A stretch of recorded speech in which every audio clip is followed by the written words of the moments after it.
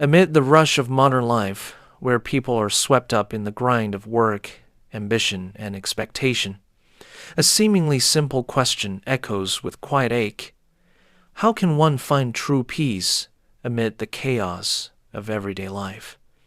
We seek peace by Kiyo, rearranging the world outside, changing jobs, moving homes, searching for better relationships. Yet the harder we try, the more tangled the mind becomes. Because peace is not found when the world stops changing, but when we stop being shaken by it.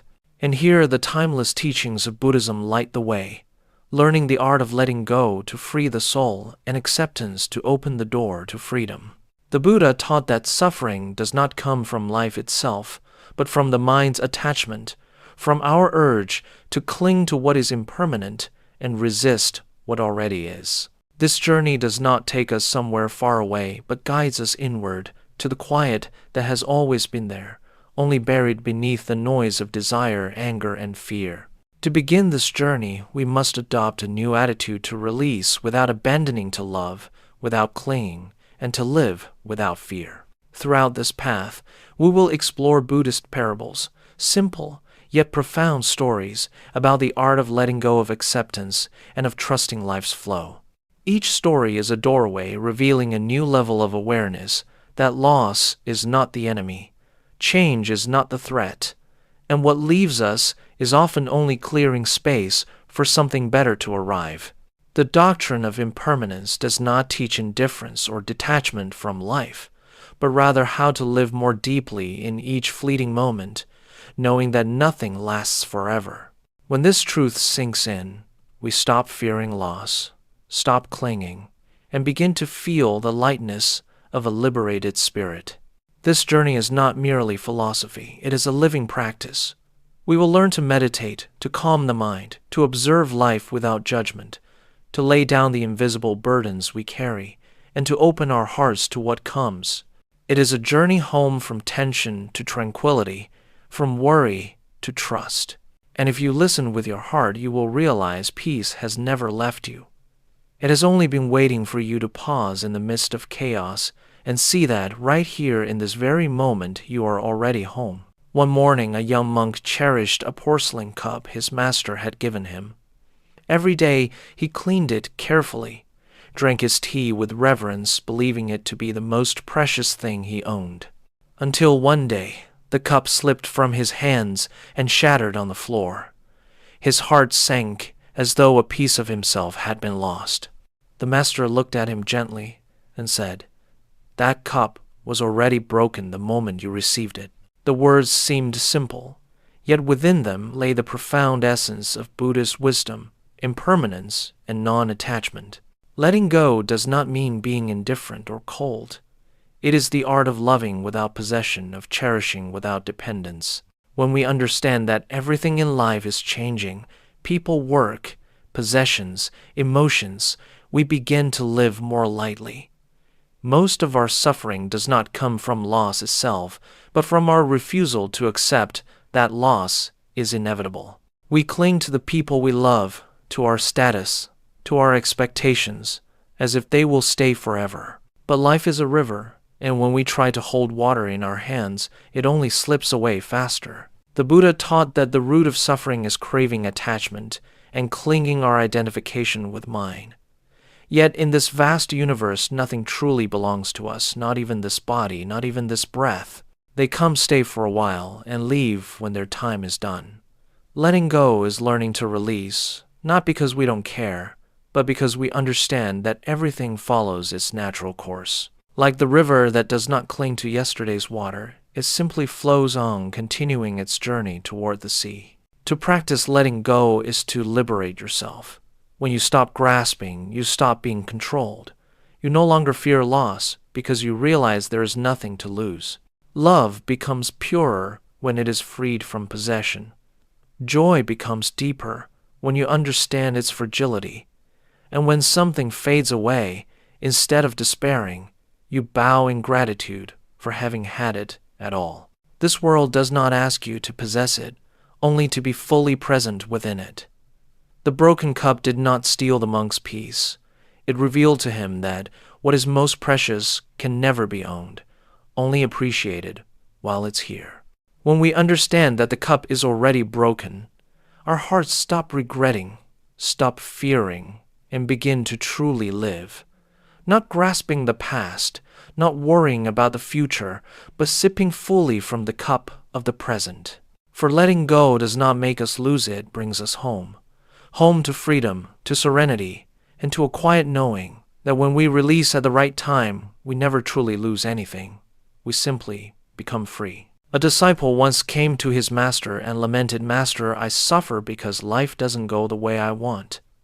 The master smiled gently and replied, "You suffer not because of life, but because you resist life." That single sentence captures the essence of radical acceptance, a profound art of living in Buddhism.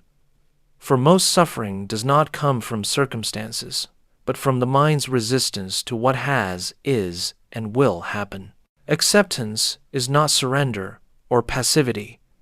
It is seeing reality clearly, without distortion or denial. When a great wave rushes toward you, you can try to block it and be swept away, or you can dive under it, let it pass and rise again, calmer on the other side.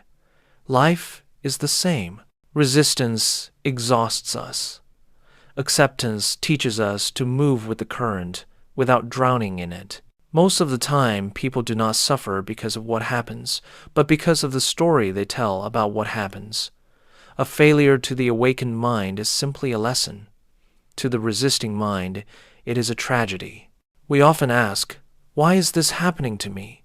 when the real question should be, "What is this trying to teach me?" When perspective shifts, pain becomes a teacher, loss becomes opportunity, and adversity becomes a priceless mentor. Remember the image of the archer. He can calculate the arrow's path, the wind's direction, the tension of the bow, but he can never control the wind. If the wind changes, he simply adjusts and shoots again. Life is no different. There are things beyond our control, what others say, how the world shifts, even the loss of those we love. Acceptance doesn't make us weaker. It redirects our energy. Instead of lamenting what cannot change, we act within what can. But acceptance isn't only outward. Sometimes the hardest thing to accept is ourselves, our mistakes, our limits, our wounds. We punish ourselves with guilt and regret as if self-punishment could rewrite the past. Yet healing begins the moment we can look at ourselves and say, "I am still worthy of love, even though I am not perfect." Accepting oneself does not mean stopping growth. It means changing through compassion, not condemnation. The monk with the broken cup understood this truth. Everything is exactly as it needs to be. When he stopped mourning what was lost, his heart found peace. Likewise, when we stop fighting, reality's serenity returns. Reality does not come to hurt us, it comes to teach us. And once we learn the lesson, pain dissolves like morning dew under sunlight. Only when we fully accept what is, does life truly begin to blossom in our hands. There once lived an old monk in a small village by the mountains. One morning, a magnificent wild horse wandered into his yard. The villagers gathered around, exclaiming, "How lucky you are! Such great fortune!" The old monk smiled and replied calmly, "Good luck or bad luck, who can say?" A few days later, his son tried to ride. The horse was thrown off and broke his leg. The villagers sighed, "What bad luck, your poor son." The monk remained serene. Good luck or bad luck, who can say? Weeks passed, and war broke out. All the young men in the village were drafted to fight, except the monk's son, who stayed home because of his injury. The villagers exclaimed again, "You are so lucky." The monk simply said, "Good luck or bad luck, who can say?" This simple story carries a profound truth. Never be too quick to judge what happens. Life unfolds through intricate circles of cause and effect, beyond human understanding. What seems like misfortune today may be the beginning of tomorrow's blessing. What feels like loss may secretly be the liberation you needed, but were afraid to seek. The Buddha taught that when we stay calm enough to see beyond immediate fear, we begin to recognize that every event in life has its rightful place and purpose. Another story tells of a man who saw a butterfly struggling to emerge from its cocoon. Out of pity, he gently tore it open to help, but when the butterfly came out, it couldn't fly. He didn't know that the struggle itself was what strengthened its wings. By trying to spare it pain, he deprived it of its strength. In the same way, life sometimes forces us through suffering not to punish us, but to forge our spiritual wings. If we keep avoiding hardship, we'll never grow strong enough to soar. Look at nature. A seed cannot sprout. Without cracking its shell, rain cannot stop until it has fallen enough, and light cannot reach us unless we dare to walk through the dark. Everything has a rhythm, and so do we. What leaves us has fulfilled its purpose. What arrives does so because we are ready. When we trust this rhythm, that trust becomes the boat that carries us through storms without sinking. Life never takes without giving something in return. But to receive, we must have faith. Faith that everything happens at the right time. Faith that even when we don't understand, we are still being guided to where we need to be. Like a farmer who plants seeds without pulling them up to check their growth, we too must learn patience and trust. When we stop forcing life to follow our will, we begin to see the hidden order within chaos. And one day, looking back, we will smile and realize everything that once brought us pain was simply the path destiny chose to lead us home to peace. One afternoon, a disciple came to his master and said, "Master, my mind is tangled like a ball of thread. The more I try to find peace, the more restless I become." The master smiled, handed him a cup of muddy water, and said, "Shake it." When the water turned cloudy with swirling dirt, the master continued, "Now leave it still." After a while, the mud settled, and the water became clear. Pointing to the cup, the master said, "This is your mind. When you stop stirring, clarity naturally appears." That is the essence of meditation, not to force the mind to be calm, but to allow it to become calm on its own. We often think meditation means silencing every thought and sitting motionless like a statue. But the Buddha taught that meditation is not an escape from life. It is learning to see life more clearly. Meditation is the art of observation, watching what happens within you, thoughts, emotions, fears, without judgment, without interference. When we stop resisting, the mind gradually becomes like a still lake, reflecting everything exactly as it is. In modern life, our minds are like machines that never switch off notifications, messages, work, expectations, anxiety. It's no wonder we feel exhausted. We've forgotten how to pause. Meditation is the pause button of the mind. It doesn't take anything away, it simply gives us the space to see. When we close our eyes, follow the breath as it flows in and out, and feel the air moving through us, we are returning to our inner home, the place where everything begins. Just 5 minutes a day can change how you feel. When a thought arises, don't chase it away. Observe it as you would watch clouds drifting across the sky. The clouds are not wrong for appearing, and the sky never disappears because of them. So it is with your mind. When you stop identifying with thoughts, you realize that behind the storms lies the same vast, unchanging stillness. Modern science now confirms what Buddhism taught. Thousands of years ago, meditation reduces stress, improves memory balances, emotion, and strengthens immunity. But beyond all that, meditation teaches a deeper truth, impermanence. In meditation, you see how everything arises and passes: a breath, a thought, a pain, a memory. Nothing stays forever. When you truly see that, you stop fearing change because you know everything eventually settles. There will be days when your mind is turbulent. Meditation won't make the waves disappear, but it will teach you how to stand still amid them. Like a sailor who knows how to balance his boat in the current, you learn to stay centered in the middle of life's flow. Each breath is a step home. Each minute of meditation is a drop of light slowly clearing the muddy water of the mind back to its natural clarity. Peace has never left you. It has only been hidden beneath layers of worry.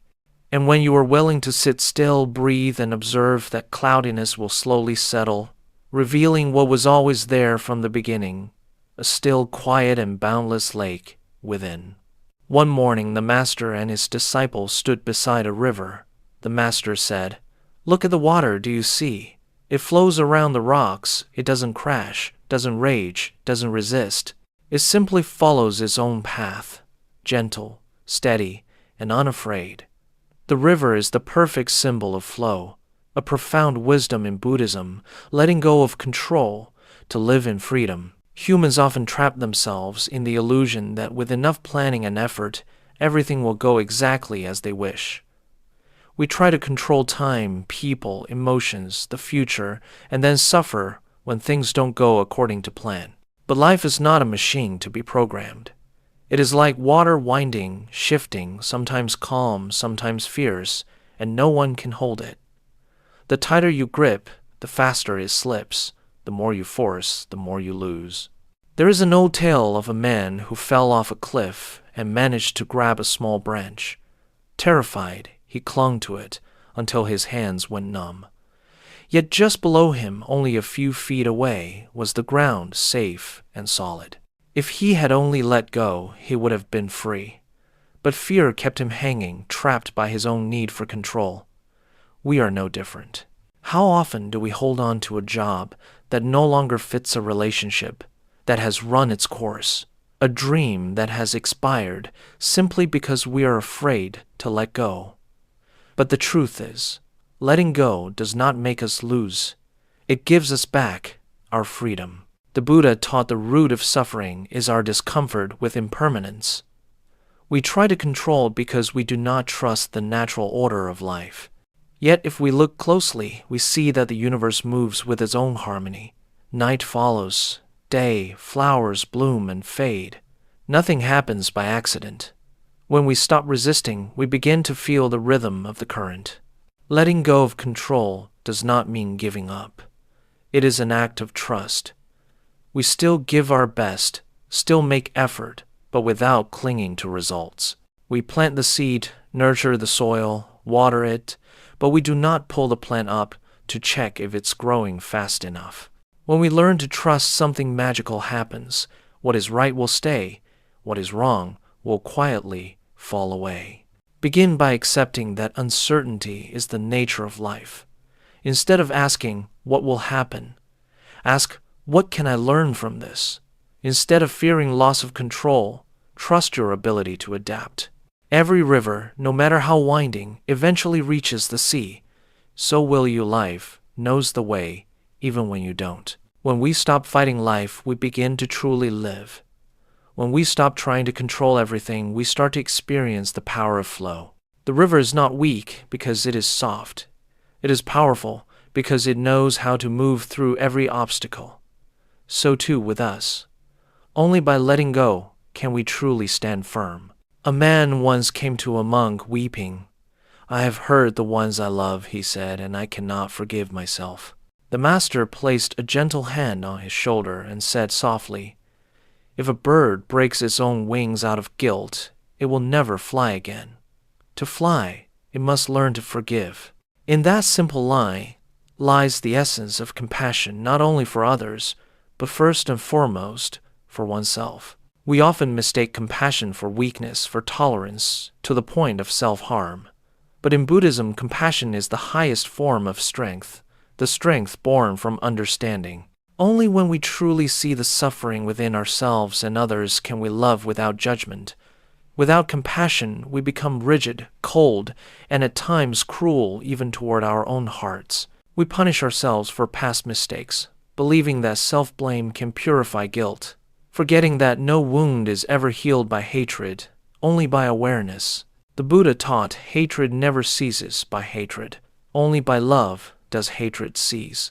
Compassion is the wind that lifts it, does not deny mistakes, but helps us rise after the fall. Like a gardener who never blames the seed for growing slowly but gently tends the soil, waters it, and patiently waits for the bloom.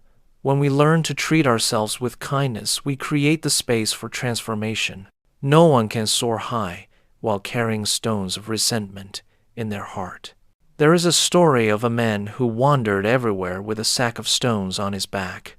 Each stone represented a grudge, a regret, a guilt he could not release.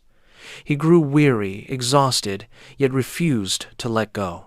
Until one day he met a Zen master who said simply, "The road ahead is not long, but you will never reach the end if you keep carrying your burden." The man understood and began to put the stones down one by one. With each stone released, his steps grew lighter, his breath deeper. For the first time he felt free. Compassion is not only for others. It begins with how we speak to ourselves. Listen to your inner voice. Does it speak with love or judgment? When you make a mistake, tell yourself, "I am still learning." When someone else errs, ask, what pain must they be carrying to act this way? For those who hurt others are themselves hurting deeply. Compassion does not make us fragile. It makes us human in the most courageous way. It teaches us to respond with understanding rather than react with anger. With compassion, we no longer need to defeat others only to overcome the storm within. And when that happens, we cease to be swept by the wind. We become the gentle wind itself, lifting others and lifting ourselves. Because in the end, the path to enlightenment is not a journey outward, but a return inward to embrace all things with love. When the heart softens, life instantly becomes vast. A disciple once asked his master, "Master, how far must I go to reach enlightenment?" The master smiled and said, "If you hurry, it will be far. If you slow down, you are already close." That response holds the essence of Buddhism. Enlightenment is not at the end of the road, but in each step we take every day. We don't need to abandon the world to live the way. We only need to return to ourselves in every small act, every thought, every breath, and everyday life becomes the temple of practice. Begin with letting go. When you possess something, don't cling to it out of fear. Cherish it, enjoy it, and when the time comes, be ready to release it. When someone leaves, when an opportunity closes, smile with gratitude that it once came. That is not loss, it is completion. Freedom is not about how much you have, but about how little you depend on anything. Then comes acceptance. Each morning before the day begins, ask yourself, what am I ready to accept today? Perhaps it's a criticism, a delay, or the discomfort within your own heart. When you stop resisting, everything lightens. Acceptance doesn't weaken you. It gives you clarity, helping you act from wisdom instead of reaction. Trust the rhythm of life. When something doesn't happen, that too is an answer. When one door closes, another is opening, perhaps in a direction you have yet to see. Remember the story of the wild horse Fortune or Misfortune, who can say, "Time always reveals the hidden meaning of every event if you are patient enough to wait." Each day devote a few minutes to meditation and breath. Even 5 minutes of stillness can calm the mind, like muddy water settling clear. When you observe your breath, you return to your inner home, the place peace never left. In that silence, you will begin to hear the voice of life itself, gentle, clear, and true. Letting go of control is the lesson of trust. Do your best, but don't cling to outcomes. When you plant a seed, trust that it will sprout in its own season. When you love, trust that those meant to stay will stay. Everything else let the universe arrange. Above all, live with compassion. Let it shine through your gaze, your words, your gestures, toward yourself and toward others.